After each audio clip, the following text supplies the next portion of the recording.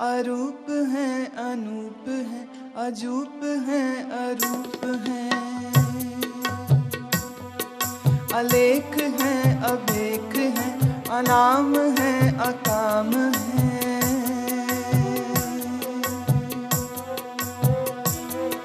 अधेय हैं अभेय हैं अजीत हैं अभीत हैं, त्रिमान हैं निदान हैं त्रिवर्ग हैं असर्ग हैं, अनील हैं अनाद हैं, अजय हैं आजाद हैं, अजन्म हैं अवर्ण हैं अभूत हैं अभरण हैं, अगंज हैं अभंज हैं अजूज हैं अजंज हैं, अमीक हैं रफीक हैं, अमीक हैं रफीक हैं, अदंड हैं अबंद हैं, निर्बूज हैं असूज हैं, अकाल हैं अजाल हैं, अला हैं अजा हैं, अनंत है महंत है, अलीक है अलीक है निर्सीक है, निर्लंब है असंभ है,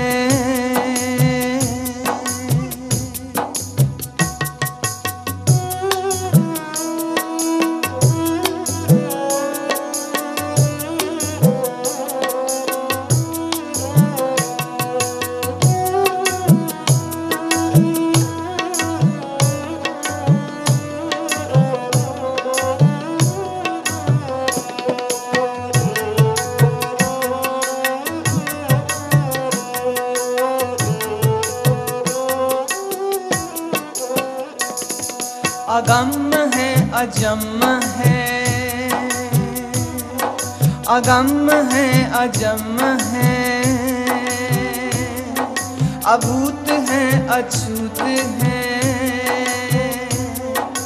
आलोक है अशोक है, अकर्म है अभर्म है, अजीत है अभीत है, अबा है अगाह है,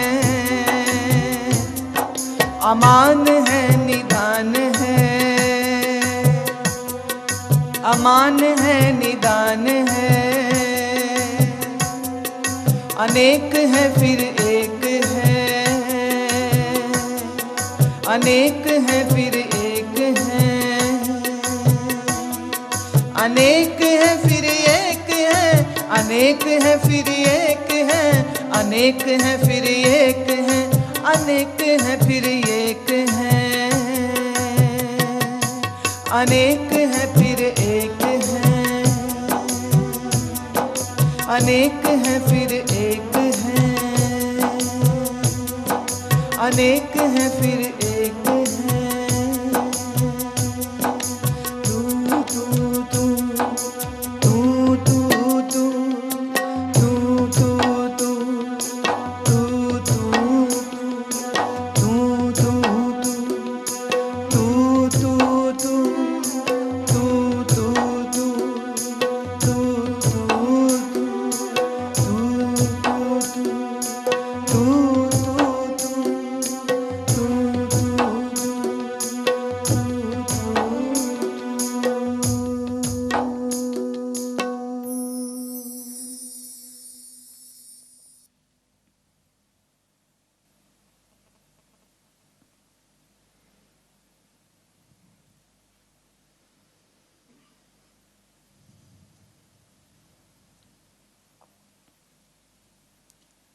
परब्रह्म सत्ता को वर्णित करने के लिए ऋषियों ने दो ढंग लिए। एक ढंग भाषा का वो है जिसमें हम विधायक बोली बोलते हैं, दूसरा निषेधात्मक बोली। विधायक बोली में जो है वो कहा गया, जो है उसको उसके स्वरूपगत लक्षणों के साथ ही समझा गया। पर दूसरा ढंग होता है निषेधगत। निषेधगत ढंग में जो वो नहीं है, हमारी तवज्जो उस ओर ले जाई जाती है। क्यों? आदमी की नज़र में जो चीज़ें हैं उनको समझना ज़्यादा आसान है बनिस्बत जिस चीज़ के बारे में कोई अनुभव नहीं है, तो उसके बारे में अनुमान भी क्या करेगा। जब हम ये कहते हैं परमात्मा सत्य है, तो आपकी बुद्धि शायद सत्य को समझ नहीं पाएगी। सत्य क्या? सत्य मतलब क्या? It's a very abstract term. उसके साथ आपकी दिमाग का रिश्ता नहीं बन पाता है। पर कोई आपसे ये कहे कि वो झूठ नहीं है। अब झूठ से तुम्हारा परिचय है। झूठ एक तो वो भाषागत जो आदमी अपनी जान बचाने के लिए बोल देता है। इस झूठ से तुम्हारा वास्ता बचपन से है, और इस झूठ के साथ तुमने अपने बड़ों को जीते हुए देखा है। झूठ के साथ तुमने अपने पास पड़ोसियों को जीते हुए देखा है। राजनेताओं को मंच से खड़े होकर सारे देश के आगे झूठ बोलते हुए देखा। तो झूठ से संबंध हर साधारण से साधारण तल के आदमी का भी है, पर सत्य के प्रति कोई उतना गहरा रिश्ता नहीं है। सत्य की बात जब आती है तो हमारी अकल हमें ये कहती है सच कड़वा होता है। हालांकि हम ये कभी नहीं बोलते कि झूठ मीठा होता है, पर हम ये जरूर कह देते हैं सत्य कड़वा होता है। तो जब ऋषि कहता है कि परमात्मा सत्य है, तो कहीं न कहीं हमारा दिमाग न तो समझ पाता है, और अगर समझता भी है तो ये कि कड़वा ही होगा, क्योंकि सच तो कड़वा होता है, एब्स्ट्रैक्ट लगता है। मनुष्य की बुद्धि का स्तर देखते हुए ऋषि अब इस तरह से बात कहने की कोशिश करता है कि जिस चीज को तुम समझ पाओ तो तुम्हारे तल पे उतर के, तुम्हारी बुद्धि के तल पर उतर के उस अनंत को इस तरह समझाया जा रहा है कि तुम्हारे पल्ले पड़ भी जाए बात क्या है। ये जो पंक्तियां थीं, इनको चाचरी छंद में, जैसा मैंने कल कहा था छंद के प्रकार होते, तो ये चाचरी छंद में है। और चाचरी छंद फिर लिखा त्वय प्रसाद, तेरी ही कृपा से। जो कहने जा रहा हूं वो भी तेरी ही कृपा से। अरूप हैं, अनूप हैं, तेरा रूप कोई नहीं। अब रूप तुमने देखे हैं, रूप माने शक्ल, द शेप, द फॉर्म। रूप तुमने देखे हैं। अब हम कह रहे हैं कि रूप को हटा दो तो जो पीछे बचेगा वही परब्रह्म है।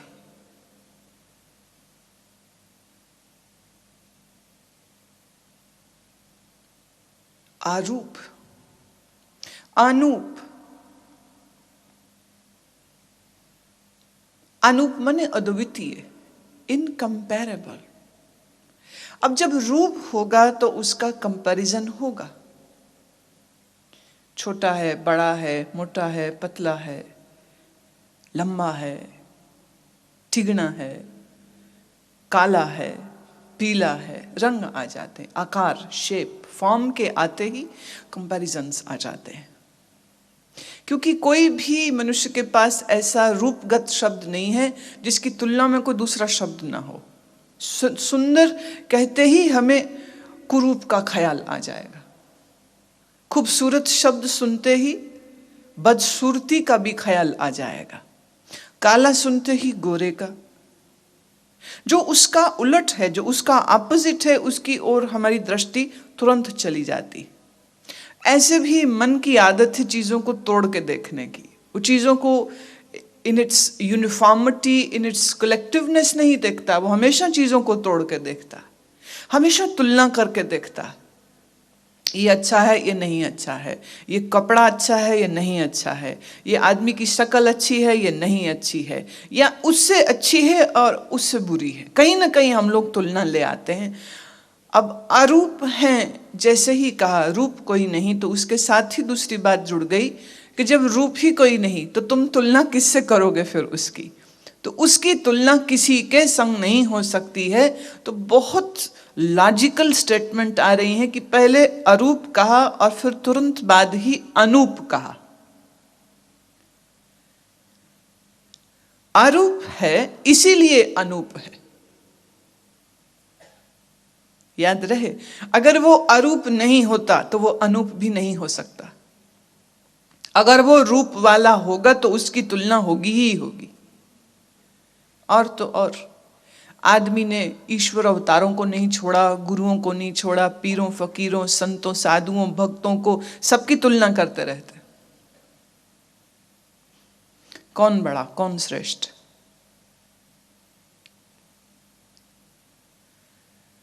पर जैसे ही कहा परमात्मा तो अरूप है, उसका कोई रूप नहीं। अब थोड़ा सा इसको इस तरह से समझिए आप कि जब आदमी परमात्मा के बारे में कुछ भी अनुमान करता है, कुछ भी जब कल्पना करता है, कुछ भी जब चिन्ह बनाता है, तो वो चिन्ह कितना झूठ है।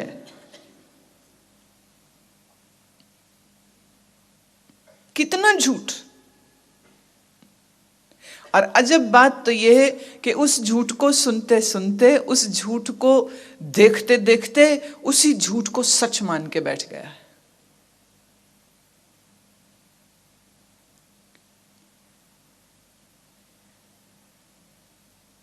चिन्ह है तो किस धर्म का कौन सा चिन्ह है? वो उस धर्म वाले के लिए तो बड़ा कीमती है, पर दूसरे धर्म वाले के लिए वो मजाक हो जाता है, वो उसका उपहास करता है। अपने लिए वो लॉजिक उठा के ले आता है, अपने चिन्हों को वो लॉजिकली एक्सप्लेन करता है कि इसका बड़ा फायदा है, इसका बड़ा गहरा अर्थ है, और दूसरे के चिन्ह का वो हमेशा या विरोध करेगा या मजाक उड़ाएगा। और सच तो ये है, जो किसी भी चिन्ह का विरोध करे या मजाक करे, न तो वो बुद्धिमान आदमी है, जो व्यंग करे वो भी बुद्धिमान आदमी नहीं है। क्योंकि जो बुद्धिमान है वो ये जान जाएगा, वो ये बात जानता है कि जिसका कोई रूप नहीं, उसके बारे में अब एक बहुत बड़ी फ्रीडम, एक बहुत बड़ी लिबर्टी भी मिल जाती है कि जिसका कोई रूप नहीं है उसको आप फिर किसी भी रूप में रखते हुए याद करना चाहो तो कर सकते हैं, उसमें कोई पाबंदी की बात नहीं आ जाएगी। पाबंदी आती है रूप के साथ, अरूप में क्या पाबंदी? तो चाहे तुम हवा में उसको देखो, चाहे पानी में, चाहे पत्थर में, चाहे पेड़ में, चाहे पहाड़ में, फिर कहीं भी देखो उसको, बंधन मुक्त हो गया ना। रूप है तो बंधन है, रूप है तो तुलना है, रूप है तो ऑपोजिट है। पर जब रूप ही कोई नहीं तो अनूप हो गया, तो अद्वितीय हो गया, तो इनकम्पैरेबल।